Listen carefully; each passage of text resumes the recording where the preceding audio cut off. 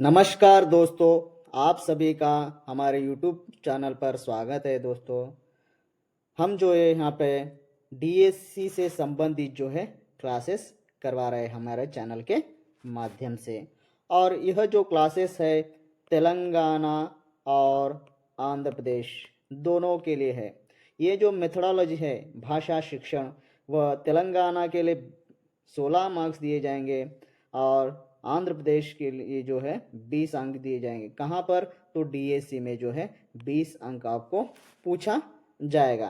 तो हम जो है पिछली कक्षाओं में भाषा, अर्थ, परिभाषा, महत्व और प्रकृति, भाषा की प्रकृति, भाषा का स्वरूप देखा था।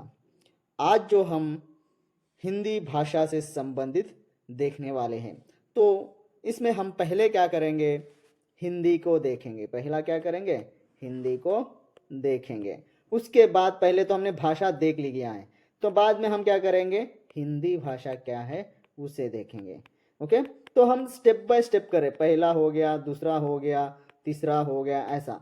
यानी हमको क्या होगा, अगर हम स्टेप बाय स्टेप अगर क्लासेस करवाएंगे तो जो है आपको समझ में आएगा। कोई भी अगर नया व्यूवर आया है तो उनसे मेरा एक रिक्वेस्ट है, अगर आप पिछली क्लासेस नहीं देखे हैं तो ये क्लास आपको समझ में नहीं आएगा, वो ध्यान में रख लीजिएगा। आप अगर पिछली क्लासेस अगर आप देखोगे तभी ये जो है आपको समझ में आएगा, नहीं तो नहीं आएगा। हाँ, किसी के पास अगर भाई योगेंद्र जीत किताब नहीं है तो हम कोरियर करेंगे। ओके, पीडी पाठक और भाई योगेंद्र जीत की किताब सर हमारे पास अवेलेबल नहीं है, ऐसा कोई है तो वो हमें जो है कांटेक्ट कर सकते हैं, हम आपको जो है वो कोरियर कर देंगे। हमें ऐसे भी कमेंट्स आ रहे हैं कि सर हम एपी से हैं और आप तेलंगाना का पढ़ा रहे हैं, तो दोनों के लिए है, एपी और तेलंगाना दोनों के लिए, बस कंटेंट अलग है। ओके, वो कंटेंट मैं अलग अलग करवा दूंगा, मगर जो बाकी सब जो है वो दोनों के लिए जो है सेम ही है।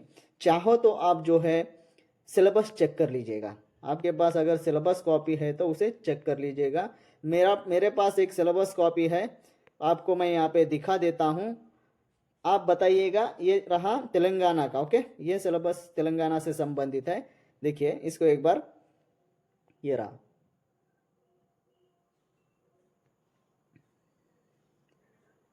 ये तेलंगाना का सिलेबस है। ओके, और यहाँ से शुरू होता है एपी का सिलेबस। ये दो टीजीटी पीजीटी, डीएससी में टीजीटी पीजीटी होता है, उसमें ये देखिए लगभग लगभग 99% जो है एक ही है सिलेबस। भाषा शिक्षण जो है दोनों के लिए एक ही है, और कौन सा भी जो है टॉपिक मिस नहीं करने वाले हैं। यहाँ पे हम हर टॉपिक को पढ़ने वाले हैं। तो हम आज की क्लास में जो पढ़ने वाले हैं वो है हिंदी भाषा। तो शुरू करते हैं। ओके, चलिए हम शुरू करते हैं।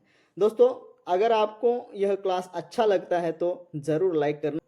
आज जो हम यहाँ पे क्लास करने वाले हैं वह हिंदी भाषा को देखने वाले हैं। ओके, पहले हम हिंदी के बारे में चर्चा करेंगे, फिर बाद में हिंदी भाषा के बारे में चर्चा करेंगे।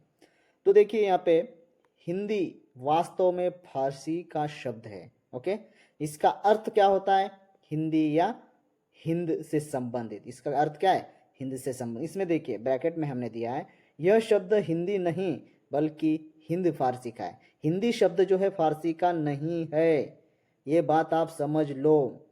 हिंद फारसी का शब्द है, हिंदी जो है फारसी का नहीं है। हिंद जो शब्द है वो फारसी का है। ओके, हिंदी शब्द की उत्पत्ति संस्कृत सिंधु नदी से हुई है, जिसे फारसी भाषा में हिंदू कहा गया है।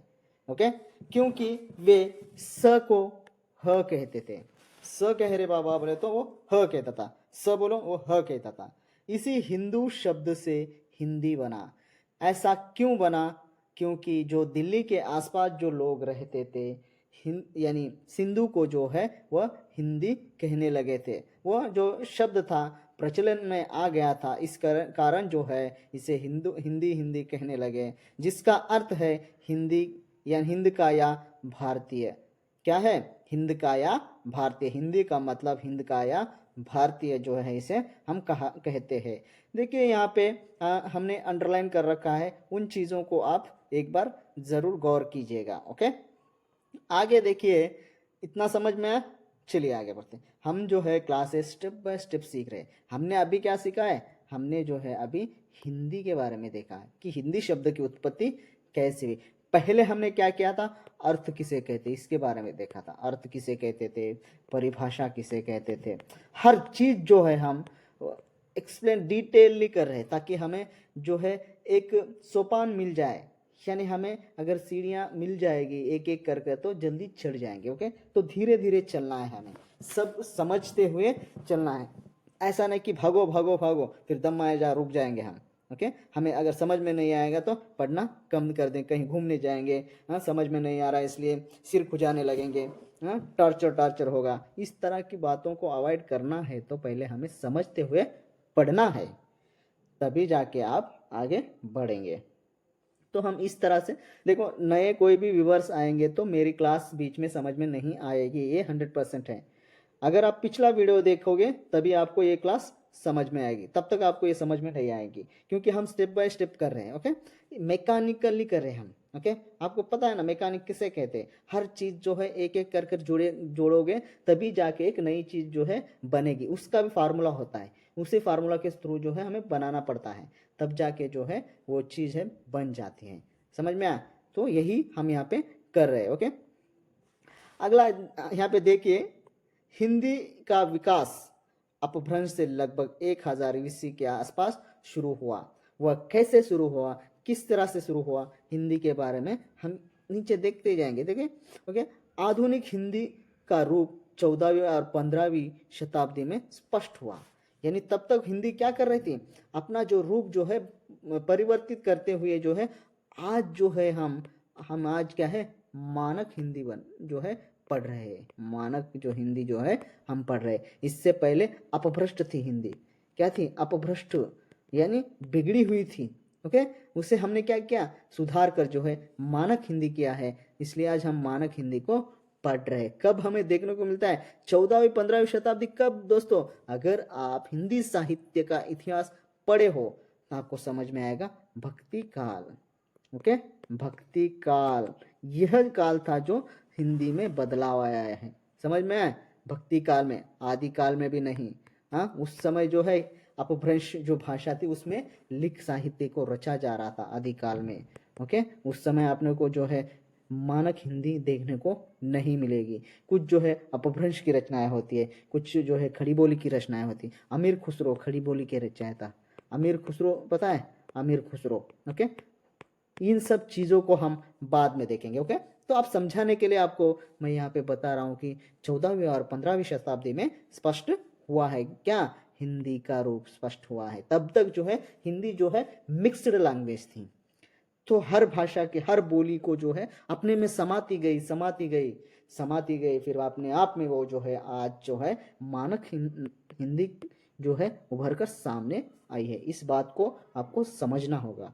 अगर इस तरह से आप अगर पढ़ोगे नहीं तो आपको कुछ भी नहीं समझ में आएगा। ओके, इसलिए मैं भाषा शिक्षण समझाते हुए आपको क्यों आ रहा हूँ, पहले से हर शब्द को क्यों मैं यहाँ पे विस्तार से पढ़ा रहा हूँ, इस चीज़ को आप ज़रूर सीखिएगा।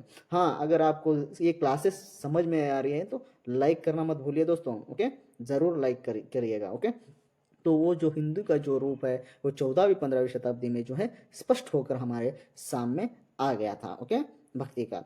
तो देखिए, हिंदी भाषा साहित्य यानी हिंदी भाषा का इतिहास लगभग 1000 वर्ष पूर्ण है। हम यहाँ पे भी देखा था। ओके, तो यहाँ पे संस्कृत भारत की सबसे प्राचीन भाषा है। तो हिंदी से सबसे पहली प्राचीन भाषा क्या है? संस्कृत भाषा है। संस्कृत भाषा, उसमें जो है दो है, एक लौकिक संस्कृत और लौकिक संस्कृत, और दूसरा जो है वैदिक संस्कृत। वैदिक संस्कृत दो है। ये सब चीज़ें मैं डिटेलली आपको समझा रहा हूँ, समझो। तो इनको जो है संस्कृत को क्या कहते थे उस भाषा का? तो आर्य भाषा या देव भाषा। हमारी जो हिंदी है आर्य भाषा है, समझे? आर्य भाषा से ही हिंदी जो है भाषा का विकास हुआ। इस बात को भी नहीं भूलना है आपको। समझ में आ रहा? आगे देखिए, आगे है हिंदी आर्य भाषा संस्कृत की उत्तराधिकारिणी मानी जाती है। उत्तराधिकारी किसे मानते हैं? समझो एक राजा है। ओके, एक राजा है, अगर राजा की मृत्यु हो गई, ओके, राजा की अगर मृत्यु हो गई तो जो उत्तराधिकारी कौन होगा, उस राजा का बेटा होगा, राजा का बेटा होगा, क्योंकि वही जो है शासन करेगा आगे। वैसा ही हाल यहाँ पे है। संस्कृत धीरे धीरे संस्कृत का पतन हो गया है, यानी संस्कृत का पतन होकर क्या हुआ, हिंदी बोलचाल में आने लगी, हिंदी जो है बोलचाल में। वैसा तो पहले पाली प्राकृत अपभ्रंश आता है, आपको समझाने के लिए जो है इस चीज़ को मैं आपको यहाँ पे समझा रहा हूँ, वो कैसे कैसे आई है वो भी आपको यहाँ पे समझा दूंगा। ओके, तो यह संस्कृत की जो है मृत्यु हो गई। किसी को आजकल बोलने आता है संस्कृत नहीं, कोई अगर उसका जब स्पेशल कोर्स करेगा तभी उसे बात करने में आए, यानी बोलचाल के रूप में इसका इस्तेमाल खत्म हो गया था संस्कृत का। तो बाद में जो है हिंदी का प्रचलन आया, हिंदी का यानी पाली आई, फिर बाद में प्राकृत आई, वो भी यहाँ पे देखते हैं हम। देखिए, तो हिंदी भरोपीय यानी भरोपीय परिवार की आधुनिक काल की प्रमुख भाषाओं में एक है। तो भरोपीय परिवार से संबंधित जो है हिंदी भाषा है। ओके, तो प्रमुख भाषाओं में एक है। भारतीय आर्य भाषाओं का विकास क्रम किस तरह से हुआ, यहाँ पे हम देख सकते, इसको आप जरूर याद रख लीजिएगा। ये क्वेश्चन कहाँ से आएगा, ये तो भाषा शिक्षण में नहीं आएगा सर, इस तरह के प्रश्न नहीं पूछे जाएंगे सर। अरे 100% भी नहीं पूछा जाएगा, तभी भी आपको जो है कंटेंट में पूछा जाएगा, कंटेंट में पूछा जाएगा। एपी वालों का जो सिलेबस है वो है 6th क्लास से लेकर डिग्री तक का है, मैंने देखा है। आपके पास सिलेबस है तो मेरे नंबर पे जो है वह भेज दीजिएगा। मैं जो है वेबसाइट से डाउनलोड किया हूँ, वही सिलेबस जो है आपके पास है तो मुझे एक बार जो है मेरा नंबर जो है डिस्क्रिप्शन में होता है, वहाँ पे जाके उस नंबर पे जो है वो आपके पास जो भी सिलेबस है उसे भेज दीजिएगा। तो वहाँ पे पूछा जाएगा, आपको कंटेंट में पूछा जाएगा। तो आप जब भी पढ़ रहे हो किसी भी चीज़ को अनदेखा मत कीजिए। यहाँ पे जो पढ़ा रहे हैं उसे कभी आप अनदेखा मत कीजिए। अगर अनदेखा किया समझो आप ही को जो है, आपका ही जो है नुकसान है। हम यहाँ पे डिटेल जैसे आ रहे हैं, देखो समझ में आ रहा है ना आपको। चलिए, तो देखिए संस्कृत, पाली, उसके बाद आया प्राकृत, उसके बाद आया अपभ्रंश, उसके बाद जो आया हिंदी। अन्य आधुनिक भारतीय आर्य भाषाएं, वो अन्य कौन से वो भी हम देखेंगे, जैसे हरवानी, राजस्थान, ऐसे बहुत सारी भाषाएं आती है। ओके, उस तरह से जो है इसका विकास हुआ। किसका विकास, भारतीय आर्य भाषाओं का जो है विकास क्रम है। आपको कभी क्रम में रखिए कहकर अगर आपको प्रश्न पूछा जाएगा तब इस क्रम को भूलना नहीं है। ओके, आरोह क्रम, ओके, नहीं तो अवरोह क्रम, ऐसा पूछा जाए कंफ्यूजन करने के लिए। हम अगर अच्छा कॉन्सेंट्रेट देकर पढ़ेंगे तो हम कंफ्यूजन नहीं होंगे। समझ में आया। देखिए, हिंदी का जन्म संस्कृत की ही कोख से हुआ है, पता है। ओके, जिसके 3,500 से अधिक वर्षों के इतिहास को निम्नलिखित हम क्या करें, 3 भागों में विभाजित करते हैं। कितने भागों में, हम 3 भागों में। किसको, हिंदी, संस्कृत, ये जो है हिंदी का जन्म संस्कृत से हुआ है, तो जो भाषा का विकास है उसको हम जो है 3 भागों में जो है उसको क्या कहते हैं, डिवाइड करते हैं। उत्पत्ति के बारे में, विकास के बारे में, क्रम निर्धारित करने के लिए। तो यहाँ पे देखिए हमने 3, देखिए यहाँ पे एक है प्राचीन भारतीय आर्य भाषा काल। कब तक रहा वो, 1500 से 500, यानी ईसा पूर्व, ये ईसा पूर्व है, ये भी ईसा पूर्व, याद रखो। 1500 से 500 ईसा पूर्व वैदिक संस्कृत, उसमें जो है प्राचीन आर्य भाषा में कौन कौन सी भाषाएं आती थी सर, तो वो है सर, एक तो वैदिक संस्कृत है प्राचीन आर्य भाषाओं में, दूसरा जो लौकिक संस्कृत जो है प्राचीन आर्य भाषाओं में जो है ये है 2 भाषाएं थी। ओके, उसके बाद जो आता है मध्यकालीन भारतीय आर्य भाषा काल, वह कब से कब था, तो वह था 500 ईसा पूर्व से 1000 ईसा पूर्व। तो इसके अंतर्गत कौन सी भाषा थी सर, तो वह थी एक पाली, दूसरा प्राकृत और तीसरा जो है अपभ्रंश। ओके, इस तरह से जो है इसका विकास क्रम चलते आ रहा है। सर ऐसा क्यों क्रम चलते आ रहा है, तो ये जो है धीरे धीरे संस्कृत के जो शब्द, जो प्योर शब्द थे, वो उसका चलन जो है खत्म होते गया।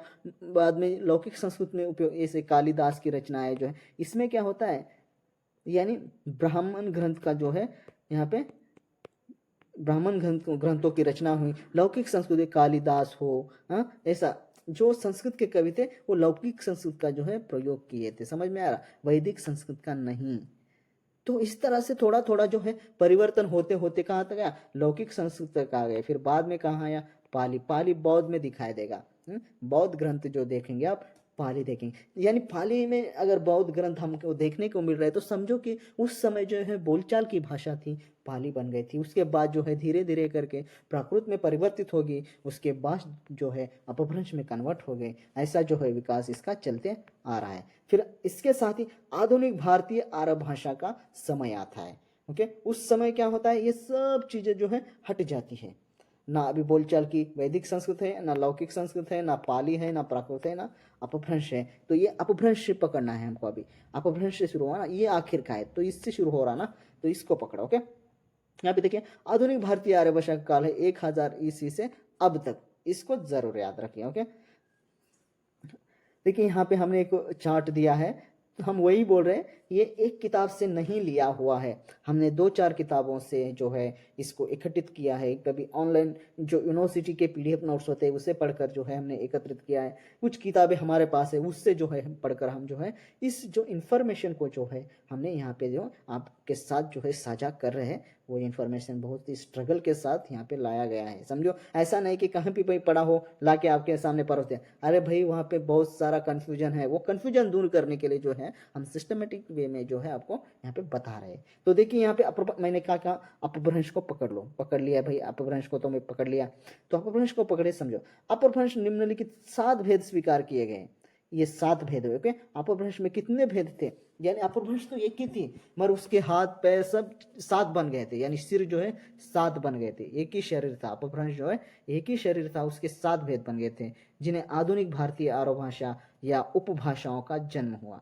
उससे क्या हुआ, आधुनिक भारतीय आर्य भाषाओं का और उपभाषाओं का जन्म हुआ। वो भी मैं डिटेली समझाऊंगा कि ये आधुनिक भारतीय आर्य भाषाओं क्या है, और जो है ये उपभाषाओं क्या होती है, इसको भी मैं समझा दूंगा। तो वो क्या है, 7 जो है शौरशौनी। ओके, इसके अंतर्गत ये है क्या है, शौरशौनी के अंतर्गत कौन सी उपभाषा, पश्चिमी हिंदी, राजस्थानी, गुजराती का जो है जन्म हुआ शौरशौनी से। ओके, आधुनिक भारतीय आर्य भाषाओं में उपभाषा यानी पश्चिमी हिंदी, राजस्थानी, गुजराती का जो है जन्म हुआ। फिर पैशाची में लहंदा पंजाबी का जन्म हुआ। ब्राह्मण में सिंधी का जन्म हुआ। खस में पहाड़ी का जन्म हुआ। महाराष्ट्र में मराठी का जन्म हुआ। मागधी में बिहारी, बांग्ला, उड़िया, आसामिया, इसका जन्म हुआ।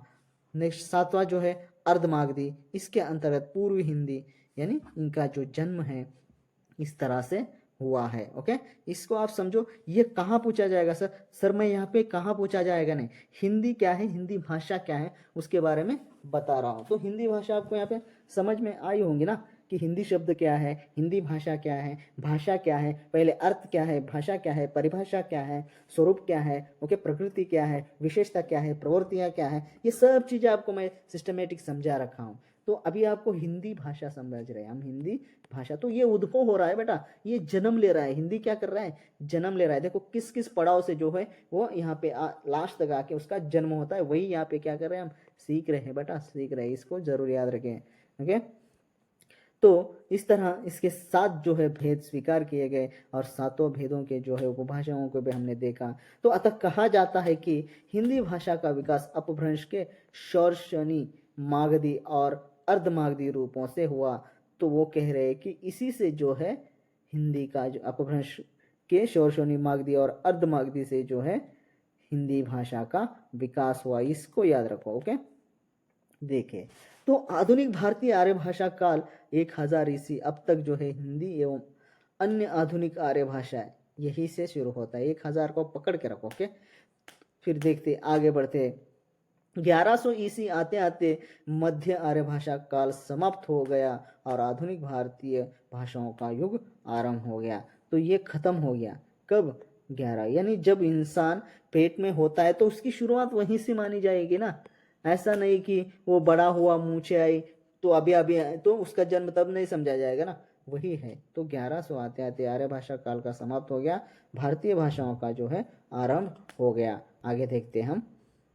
तो इस तरह से जो है हम आपको समझा रहे कि हिंदी भाषा क्या है और हिंदी का उद्भव और विकास किस तरह से हुआ है। ये शॉर्टकट में है, यहाँ से प्रश्न आपको कंटेंट में मिलेंगे, नहीं तो भाषा शिक्षण में मिल सकते हैं। भाषा शिक्षण में मिलने के बहुत कम चांसेस है, ये आपको 100% कंटेंट में जो है प्रश्न यहाँ से बनेंगे। और हम आपको यहाँ पे भाषा शिक्षण में हिंदी भाषा क्या है उसको हम आपको समझा रहे हैं हिंदी का विकास। ओके, आगे देखिए, वैदिक संस्कृत काल में आर्य भाषा प्रदेश में 3 स्थानीय बोलियां विकसित हुई। कब बेटा? वैदिक संस्कृत काल में। वैदिक संस्कृत काल में जो है 3 स्थानीय बोलियां थी दोस्तों, वो जो है भाषा नहीं थी, बोलियां थी, विकसित हो चुकी थी। वो थी पश्चिम उत्तरी, मध्यवर्ती, पूर्वी, ये जो है 3 का विकास हुआ था वैदिक संस्कृत काल में। ओके, फिर पाली में क्या हुआ? ये तो तीनों वैदिक संस्कृत में है। पाली में जो है, पाली काल में एक और स्थानीय यानी दक्षिणी का विकास हुआ, ये भी एक बोली है। ओके, इस प्रकार स्थानीय बोलियों की संख्या कितनी हो गई? ये 3, ये 4 हो जाती है। कितनी हो जाती है? 4 हो गए। फिर प्राकृत आता है, मैंने बताया। ओके, वैदिक, संस्कृत, लौकिक, पाली, प्राकृत, अपभ्रंश, याद रखिए। ओके, फिर उसके बाद प्राकृत काल में स्थानीय बोली धीरे धीरे 7 हो गए, हमने इससे पहले देखा था। ओके, जिनके नाम किस तरह से वो हुई थी उसको हमने देखा था। देखो यहाँ पे जिनके नाम थे 7 जो थे वो बोलियां, देखिए, ब्राह्मण, केके, टक, शोरशोनी, महाराष्ट्री, अर्धमागधी, मागधी, इन्हीं से जो है अपभ्रंश काल में क्या हुआ? ये इसी को यहाँ से शुरू होता है, यानी अभी मागधी खत्म हुई तो इसी से शुरू होगा ना। तो अपभ्रंश काल में 7 अपभ्रंश स्थानीय बोली हुई, यानी इसी से, और 7 बोलियां जो विकास हुआ, जिन्हें प्राकृत के नाम के आधार पर ही नामों से पुकारा गया।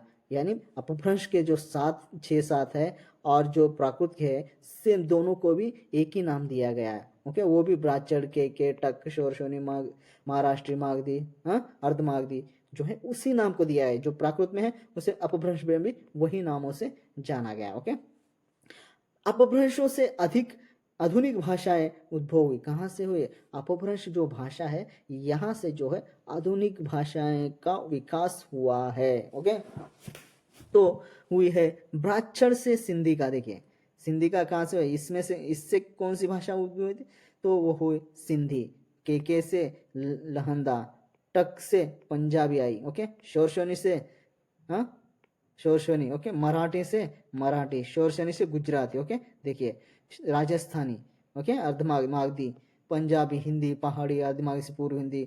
तो ये जो है इसी से जो है अपभ्रंश आधुनिक भाषाएं उद्भव हुई है। कौन सी आधुनिक भाषा है भाई? यही बिहारी, बांग्ला, असमी, उड़िया, ये आधुनिक भाषाएं है। समझो। ओके, ये जो है आधुनिक भाषाएं है, समझ में आया? तो वो बोली से किस तरह से जो है वह जो है अपभ्रंश के बाद जो है आधुनिक जो भाषाएं जो है हमें देखने को मिली है। आगे देखते हैं। आगे यहाँ पे देखिए, यह है हिंदी 5 उपभाषाओं अथवा बोली समूह, यानी 5 इसके उपभाषाएं। उपभाषा क्या है भाई? हिंदी, अगर ये हिंदी है, समझो ये नदी हिंदी है, इसके जो है यहाँ आके एक नदी मिल रही, छोटी छोटी नदी जो आकर इसमें मिल जाती है, उसे क्या कहते हैं भाई? उसे उप नदियाँ कहते हैं। उसी नदी से समझा रहा हूँ। तो ये जो है हिंदी कौन सी है?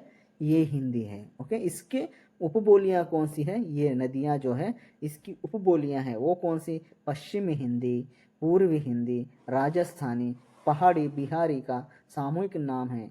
तो यही जो है वह है। शौरशनी, अर्धमागधी तथा मागधी अपभ्रंश से 1000 ईस्वी के आसपास उद्भव हुआ था। देखिए, 1000 के पास ही आपको समझ में आना चाहिए। ओके, तभी उसका जो है जन्म होता है। पश्चिमी हिंदी, राजस्थानी, बिहारी, पूर्व हिंदी, पहाड़ी, 5 उपभाषाओं तथा इनसे विकसित कई बोलियां। ये क्या है? इसके भी बोलियां है भाई, इसके भी क्या है? बोलियां। ये उपभाषा है। उपभाषा यानी हिंदी के इनकी बोलियां है, यानी बोली जो है इनमें आके मिलती है। जो जो बोलियां हैं इसमें आके मिलती है, ये जो है हिंदी में आके मिलते हैं। समझ में आ रहा? तो इस तरह से क्रम चल रहा है आपको। ओके, समझ में आया? तो विकसित कई क्षेत्रीय बोलियां जैसे ब्रजभाषा, खड़ी बोली, जयपुरी, भोजपुरी, अवधी, ओके, गढ़वाली, ये उपभाषा हो गया। इसके अंतर्गत जो है इनकी बोलियां हैं। ओके, समझ में आया? नहीं समझ में आया तो और एक बार समझाता हूँ। समझो भाई, ये नदी है, ओके, ये हिंदी नदी है, और इसकी जो यानी उपभाषाएं हैं, ये पश्चिमी नदी, ये है। ओके, हाँ, ये छोटी छोटी नदियां समझो। तो ये छोटी नदियों में कहाँ से पानी आएगा? केनाल से। केनाल पता है? छोटे छोटे नाले होते हैं ना, नाले से जो है नदी में आता है। नदी से जो है बड़ी गंगा नदी, समझो, ये छोटी छोटी नदियों से बड़ा हिंदी में जो है मिल जाते हैं। समझ में आया? यही हो रहा है यहाँ पे, समझो आप। ओके, तो इसी से जो है आदि समग्र रूप से हिंदी, इसे, सॉरी, देखिए, पश्चिमी हिंदी, राजस्थानी, पूर्वी हिंदी और पहाड़ी 5 उपभाषाओं तथा इनसे विकसित कई बोलियां ब्रज भाषा, खड़ी बोली, जयपुरी, भोजपुरी, अवधी, गढ़वाली आदि समग्र रूप से हिंदी कहा जाता है। इन सब को मिलाकर क्या कहते हैं, इस पॉइंट को जरूर याद रखना। ओके, इन सब को मिलाकर जो है हिंदी कहते हैं। प्रश्न है कि इस बहुबोली समूह को हम हिंदी क्यों कहते हैं, ऐसा आपको डाउट आया होगा, इसलिए मैंने यहाँ पे भी लिखा कि आप सर ये सब बता रहे, इसी ही हिंदी क्यों कहते हैं हम, ऐसा डाउट बहुत सारे लोगों को आएगा। तो देखिए, या दूसरे शब्दों में हम इन्हें हिंदी के अंतर क्यों माने, ऐसा भी किन्हीं को प्रश्न आ सकता है। तो मैं बोलता हूँ, वैसा नहीं बेटे सुन, ऐसा इसलिए कि उनका व्याकरणिक रूप थोड़ी बहुत भिन्नता के बावजूद, भिन्नता नहीं, थोड़ा जो चेंजेस, भिन्नता के बावजूद भी इनकी शब्दावली अधिकांशतः समान है। जो हम हिंदी में शब्दों का प्रयोग कर रहे हैं वह शब्द जो है उपभाषाओं में मिलेंगे, पश्चिमी हिंदी में मिलेंगे, राजस्थानी में मिलेंगे, बिहारी में मिलेंगे, ओके, पूर्वी हिंदी में मिलेंगे, पहाड़ी में जो है, हिंदी में जो आज शब्द देखने को मिल रहे हैं वहाँ पे देखने को, और उसके साथ साथ बोलियों में भी जो है वो शब्द हमें हिंदी में देखने को मिलते हैं। समझ में, इसलिए हम क्या कहते हैं, उसे हिंदी कहते हैं। और बोलियां, उपबोलियों का व्यवहार करने वाले एक दूसरे बोली समझ लेते हैं। तो राजस्थानी जब यानी राजस्थानी, भोजपुरी जो एक दूसरा, जो अगर जयपुरी और भोजपुरी अगर बात करने लगे तो वो अपनी भाषा में समझ सकते हैं एक दूसरे की बोली, इसलिए जो है हम हिंदी कहते हैं। इस मैं आपको इसीलिए लिखा, आपका डाउट जो है पूरा क्लियर हो जाए कि हिंदी क्या है उसके बारे में, इसलिए मैं जो है यहाँ पे क्लियरली लिखा हूँ। समझ में आया होगा, फुल हैप्पी होंगे, इस तरह से आपको समझा रहा हूँ। ओके, आगे देखते हैं हम। देखिए आगे यहाँ पे देखिए, राहुल सांकृत्यायन आदि विद्वानों ने हिंदी का जन्म है 1000 ईस्वी के पूर्व माना था।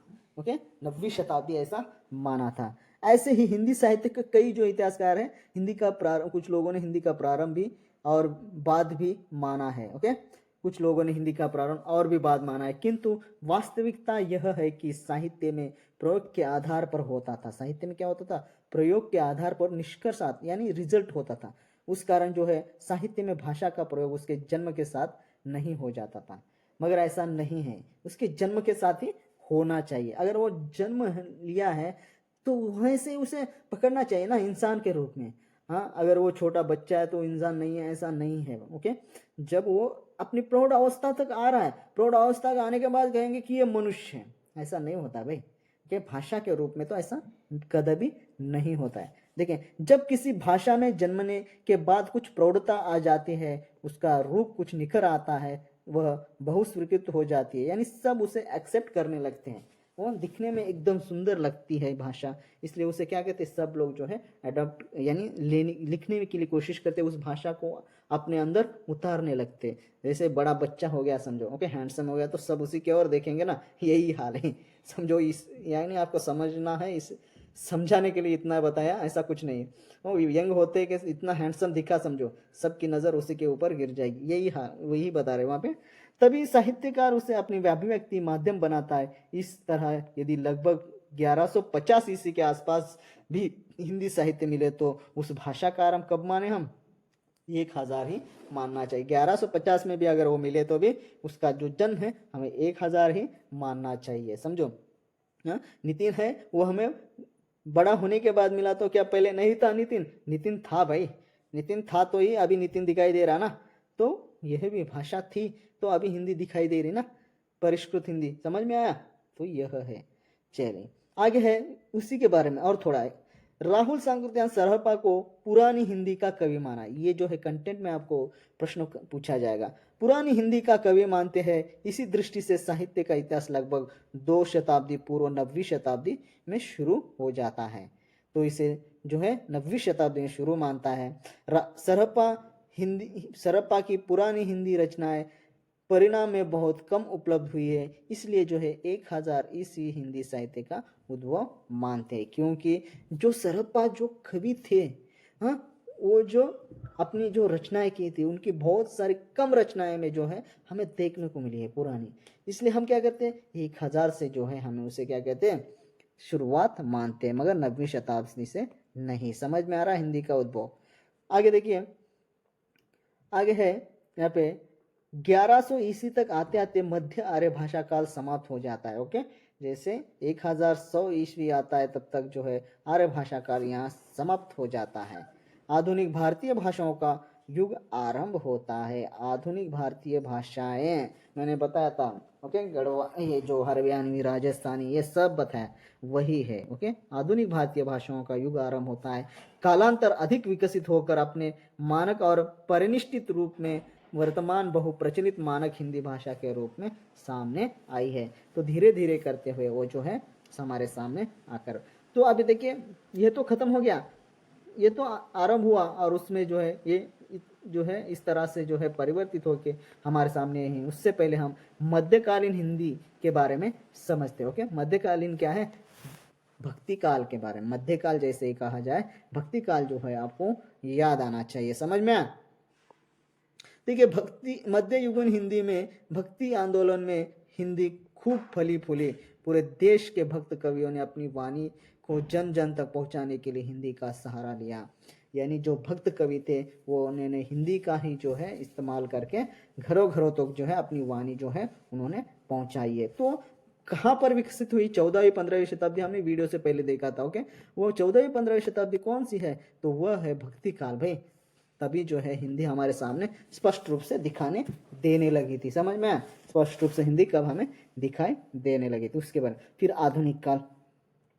देखिए यहाँ पे देखिए, आधुनिक काल में स्वतंत्रता संग्राम के समय हिंदी, भारत के स्वतंत्रता संग्राम में हिंदी और हिंदी पत्रिका की महत्वपूर्ण भूमिका रही। यहाँ पे माहिती नहीं, महत्वपूर्ण भूमिका रही है। ओके, क्यों रही है भाई?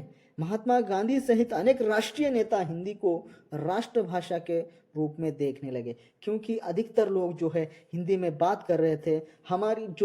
हमारे जो राज्य थे, देखो तेलंगाना और एपी में जो है हिंदी बात नहीं करते, तेलुगु करते, महाराष्ट्र में मराठी करते थे। इस तरह अलग अलग राज्य में अलग अलग भाषाएं होती थी। अगर उन सब को एकत्रित करना है, अगर हमारे जो भाव एक दूसरे को समझना है, तो एक माध्यमिक भाषा होनी चाहिए थी। वो कौन सी भाषा बनी? तो स्वतंत्रता संग्राम में जो है हिंदी जो है एक मध्य मीडियम लैंग्वेज बनकर उभर कर आई और हमारा साथ दिया था।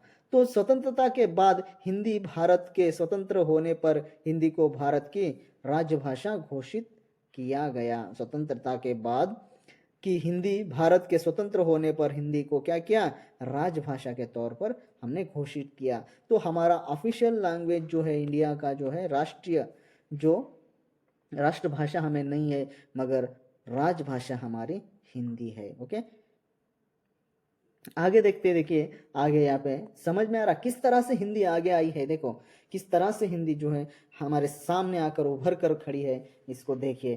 तो हिंदी क्या है? हिंदी भाषा संचार का एक साधन है। देखिए, संचार का क्या है? साधन, यानी आदान प्रदान की वस्तु है। यानी समाचार को जो है फैलाती है। किस में लिखी जाती है भाई? देवनागरी लिपि में। मैंने कल बताया था देवनागरी लिपि यानी ऐसा लिखना ही देवनागरी लिपि है। ऐसा लिखना हिंदी नहीं है बेटा। ये कौन सी लिपि है? तो ये रोमन लिपि है। उर्दू में ऐसा लिखते हैं। ओके, ये ऐसा ऐसा लिखते हैं। ये कौन सी लिपि है वो मुझे कमेंट में बता दीजिएगा। ओके, और तेलुगु की जो लिपि है, तेलुगु लिपि भी मुझे एक बार कमेंट में बताइएगा, जस्ट जनरल नॉलेज के लिए। ओके,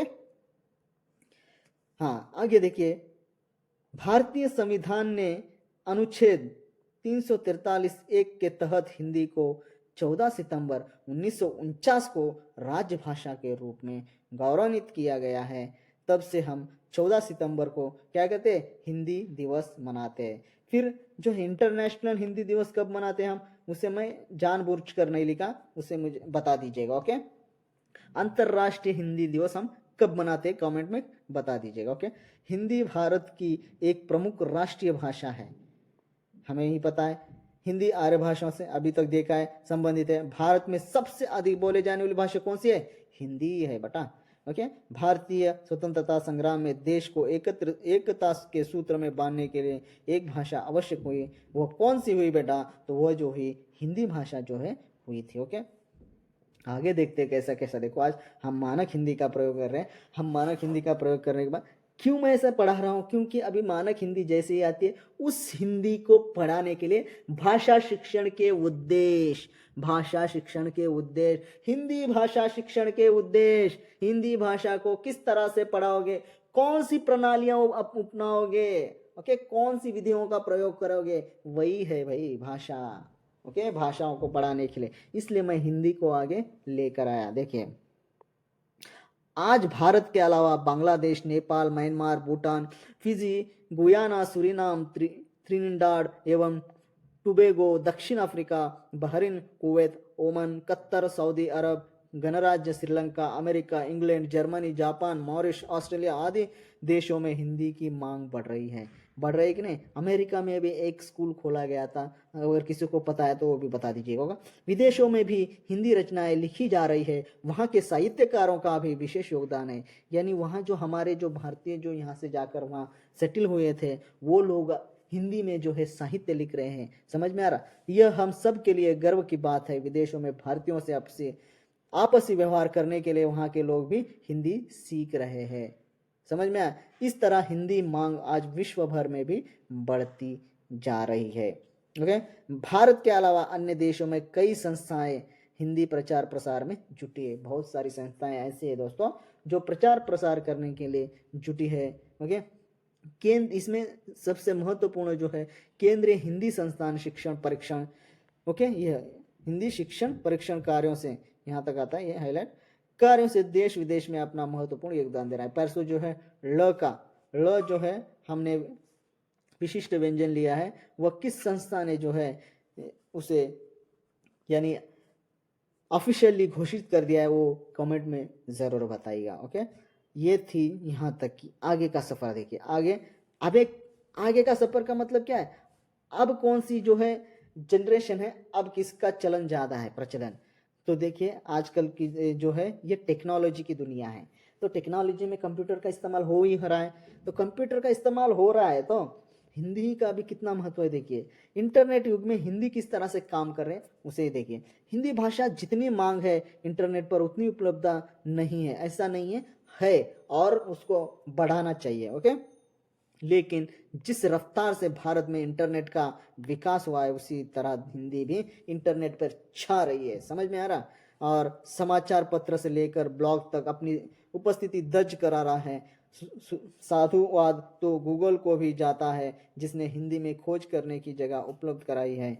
इतना ही नहीं, विकिपीडिया ने भी हिंदी की महत्ता समाज समझाते हुए सारी सामग्री सॉफ्टवेयर अनुवाद हिंदी में प्रदान शुरू कर दिया है। ओके, देखिए, आजकल हिंदी भी इंटरनेट की एक अहम लोकप्रिय भाषा बन गई है। बनी है या नहीं?